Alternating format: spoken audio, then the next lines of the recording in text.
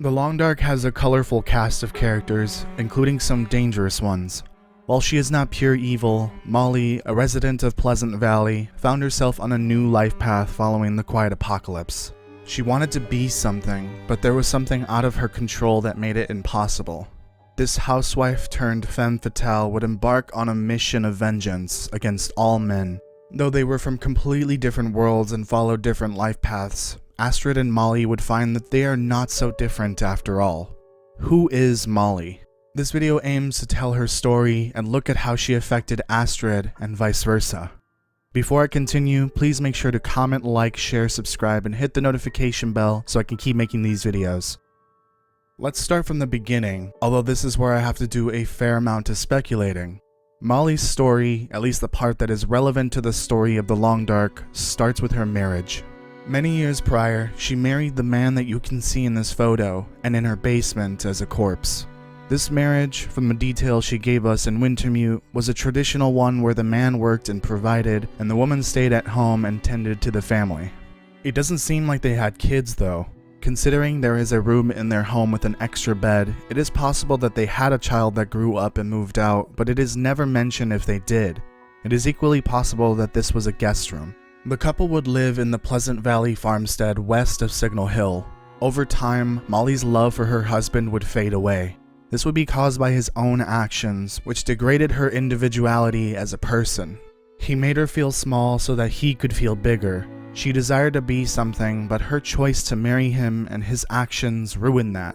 Resentment would build, and it would eventually reach a boiling point. Molly herself stated that she desired to kill her husband, but could never do it.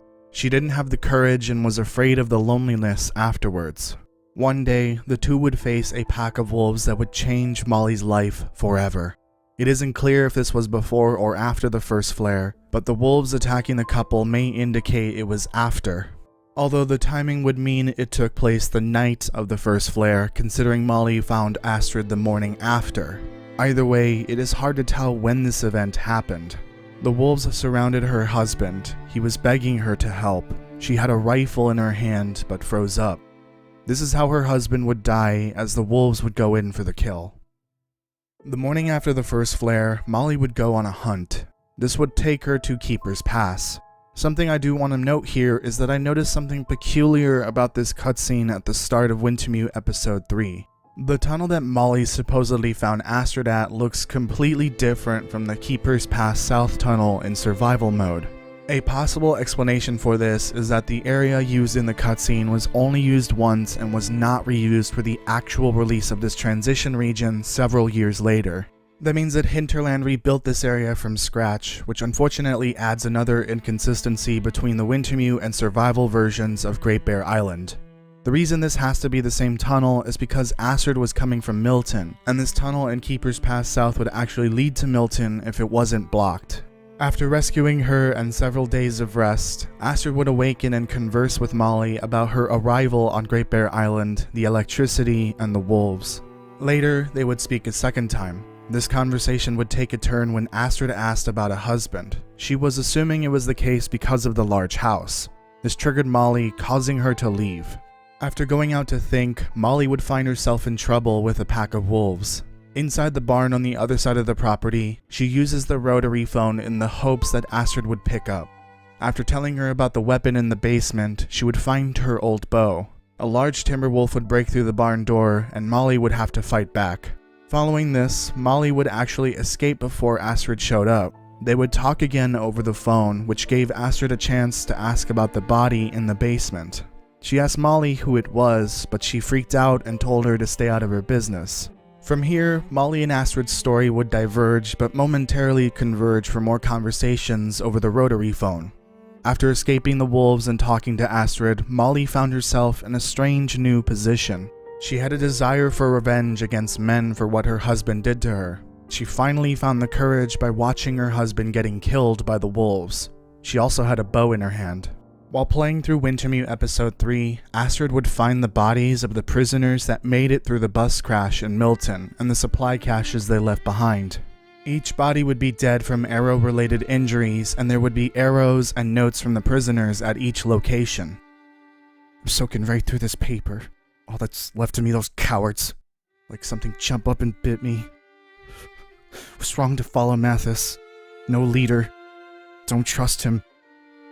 Won't lead you home. Something out there hunting us. Didn't see him coming. Thought we lost the hacks down low by the road.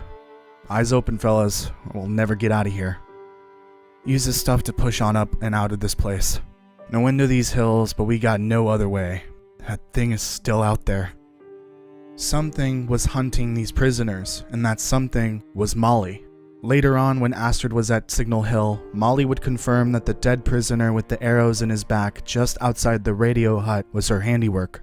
This whole time, while Astrid was rescuing the crash survivors and ensuring they survived through the winter, Molly was killing the escaped convicts that were on their way to Black Rock. She confessed to Astrid that she was on the warpath and that no man would be safe. This is the part of the video where I want to inspect both Astrid and Molly, their similarities and differences, and how they might have influenced each other. Astrid was married at one point, just like Molly, but this would change when Astrid divorced Will. This, of course, was due to the trauma of losing their child and Will's self-destructive habits. Afterwards, Astrid would live an independent life as a doctor and a researcher. Molly would get married and stay married despite the rising resentment from her husband's treatment of her. This would eventually lead to her wanting to kill him, but she could never do it. Even though she didn't technically kill her husband, allowing the wolves to do it while holding a rifle is no different than murder. Their primary similarities are that they both married, they both abandoned their men in a way, they both were alone due to the circumstances at the time, and they were both running from their past. I think the biggest and most important similarity is the last one I stated. They were both running from their past. They both had past traumas that would change the path they took in life. Astrid's traumas were losing a child and witnessing her husband slowly kill himself. Molly's traumas were the emotional wounds that her husband caused, some of which don't heal. Their primary differences are mostly because of their traumas. Molly was a traditional wife. We don't know if this was the same case for Astrid, but the amount of time and dedication her career would require might point to her working just like Will while they were together. Besides this, their past traumas would lead them down their wildly different life paths.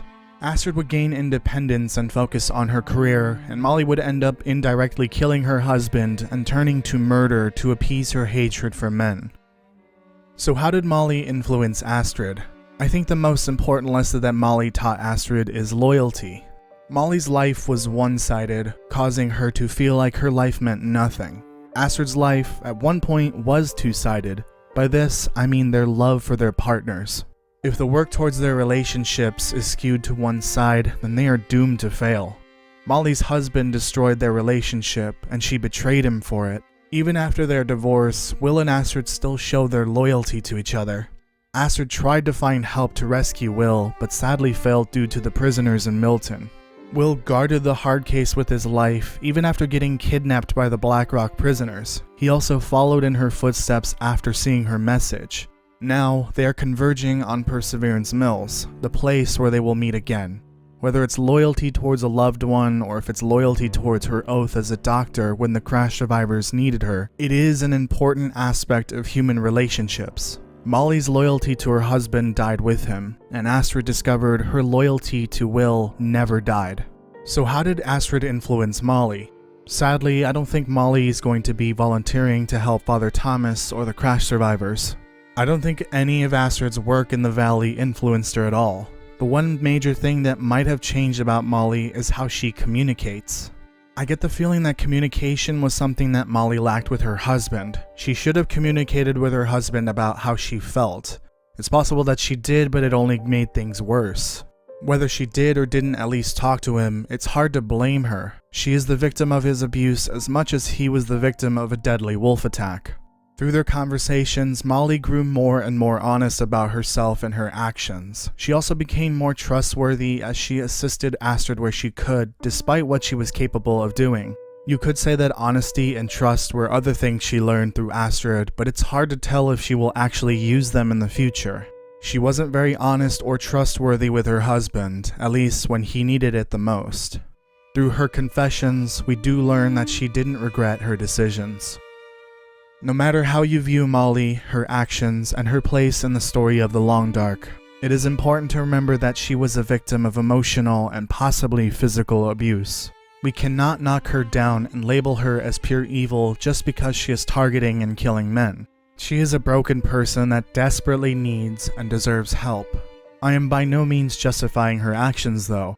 The ends won't justify the means, and going down this path won't fix her in the long run.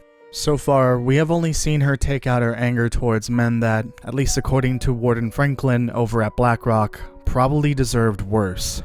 These prisoners are the worst of the worst. They are so bad that even the mainland didn't want them. What they got was well deserved, but that doesn't mean Molly is doing the right thing. A few days after Astrid leaves, the crash survivors will be ready to go out there, find and bury their loved ones, and possibly contribute to the survival of the newly created Thompson's Crossing survival group. The moment one of these men runs into Molly, there is no telling what will happen. Astrid even feared that Will would run into her, explaining how she would not want to find him with arrows in his back. Remember this though, while Will had Grandmother, Astrid had Molly. These two characters were there to help the protagonists reflect on their pasts and carefully navigate toward their future without repeating their mistakes. While Grandmother and Molly are very different from each other, they both serve as the first major guide for the protagonists through the quiet apocalypse. Through them, Will and Astrid will become better people to themselves, other survivors, and each other. Of course, that doesn't mean the other characters on Great Bear Island didn't provide value as well. Now that this video is over, I have completed the story arc for Wintermute Episode 3. There are a few other topics I want to cover in the future, such as the Tall Tales and the remaining 2 sets of buffer memories, but I'm officially on a time crunch. There are 3 months left in the year, and I want to operate under the assumption that Wintermute Episode 5 will be released before Christmas 2024. This means I need to move on to Episode 4 immediately. Here is a sneak peek at the 5 upcoming videos for Episode 4, as well as 2 additional videos I want to release in preparation for Episode 5. The next lore video will be the core video for Wintermute Episode 4, Fury Then Silence. Because of this, there will be a 1-week break from the lore videos so I can get this first video done. If I complete it early, I will release it early, and the scheduled release dates for these other videos may also get bumped up as well. The light at the end of all things is very near, assuming there were no more delays. If you want to catch up on any lore I've already covered, you can check out all the various playlists for the history of the Long Dark, Wintermute, Rudiger's Project, the people and places of Great Bear Island, and the buffer memories. They will be linked in the description. If you enjoyed this lore video for the Long Dark, please don't forget to comment, like, share, subscribe, and hit the notification bell so I can keep making them.